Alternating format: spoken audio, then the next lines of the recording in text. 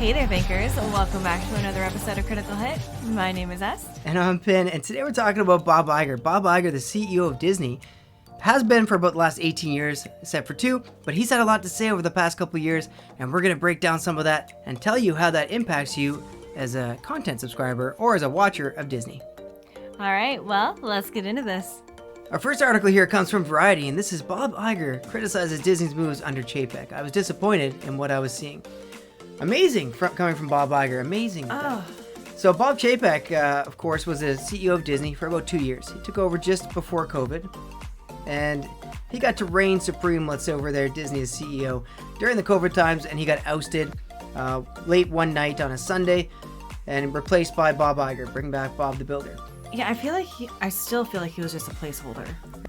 So he kind of was. There was a big article that came out of CNBC that was kind of a tell-all at the time. We didn't break it down, but it kind of said Bob Iger never really let go. There was a whole bunch of political backward... Still had his office.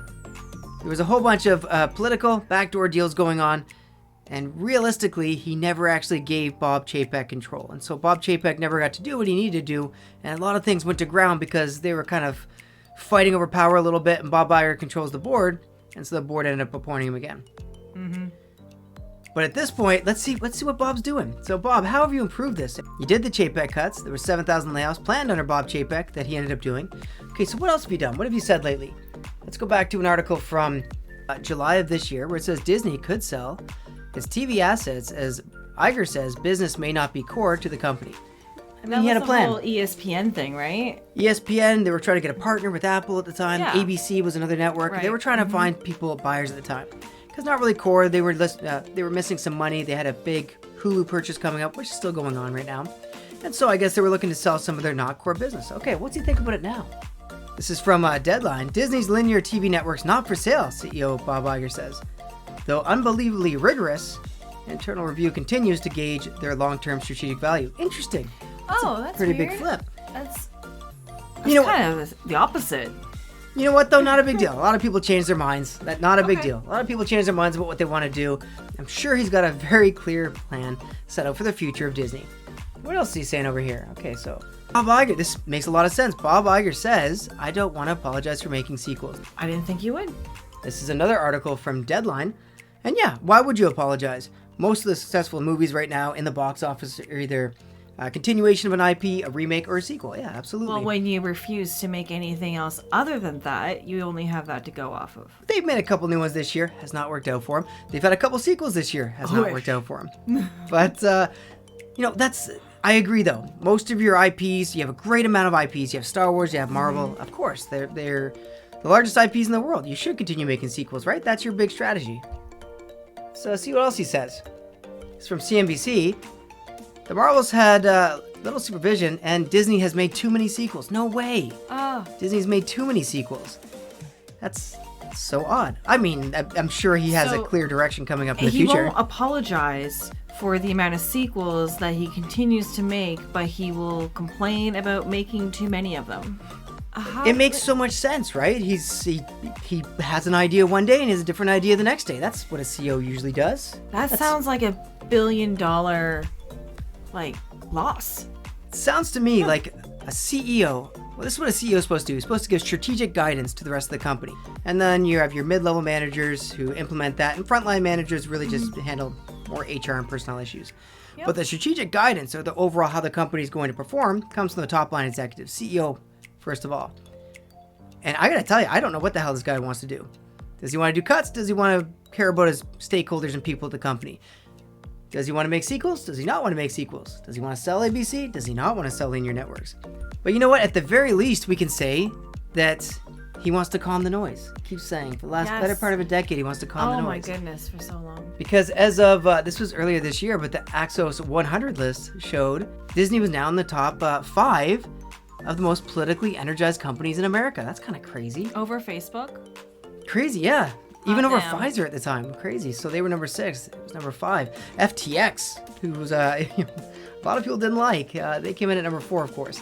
But number 5, that's pretty big for someone supposed to entertain just families, people in general. Yep. Be that politically charged. All right, so what's he doing to correct this, though? It's from Deadline. Oh, he's pulling ads from X. Okay. I mean, that was your problem, was that you were advertising on X. That's where all the... Oh, but don't worry, they're still tweeting. That's where all the politicizing came from. They're still promoting all their stuff on X, but they're just pulling the ads. Go fuck yourself. Is that clear? I hope it is. Hey, Bob, if you're in the audience. You know what? I'm just confused at this point. And when I'm confused looking at this, investors are going to get confused, which is why we have activist investors coming in, of course. We have two big groups that we've talked about before. But here's the thing. Bob Iger has no fucking idea what he's doing. He's left, he's right, he's at the roulette table. And he's putting it all on 16 here. And he's saying, oh, let's hit.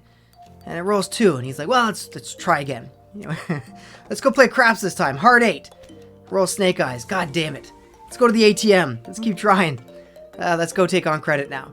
This guy's just incredible. He has no idea what he's doing. He's just gambling. And they've already said at this point, they don't understand what their customers want. And do you know why? Because they have no guidance from the top. They have someone leading them that has no idea how to do entertainment, no idea how to do media, no idea how to do business. And the fact that he criticizes Elon Musk in this article is incredible to me. I'm not saying Elon Musk is the best guy ever out there, but Elon Musk at least built up a few businesses. Bob Iger took on Disney and destroyed it. Took on a massive amount of credit to put it where it is today. It's in so much debt, and at this point, he's just running it into the ground. It's in shambles. Even is it the son or the grandson of Walt Disney is upset and just floored in what they're doing with it. Walt would be rolling in his grave, that's for sure. No, he doesn't have a grave. He has a Cairo. That's sorry. He's frozen. My mistake. Can't roll. So I want to go back to Variety again. Bob Iger criticizes Disney's moves under Chapek. I was disappointed in what I was seeing. The only effective thing he's done is 7,000 layoffs that were planned under Chapek. At this point, if I saw this and I was Chapek, I would consider this a compliment. The guy's a disaster. He needs to go. And I just wanted to update you that how lost he is as a CEO of a company. And if you want me to break down more of these business articles about him, I certainly can. But realistically, he's just a walking time bomb for that company. Honestly, I can't wait until 2026 when he is gone. And I said, bye. At least he says he's not going to extend his contract again for the 7th time now. I mean, yeah. There's no way I'll extend it this time, To be honest, I can't believe a single word that comes out of Bob Iger's mouth. I wouldn't go to the roulette table and bet on it. Let's put it that way. Anyways, that's all I got. Bob Iger. Whoa, what a disappointment he is over there at Disney. But that's all I got. You got anything else? Trying. No, I've got nothing else This to is say. what your best looks like. Your best. Losers always whine about their best. Winners go home and fuck the prom queen. Well, if you guys have made it this far, please like and subscribe. And hit the notification bell so you're notified for our next video. Well, we will see you in the next video. Doodles! Bye, guys.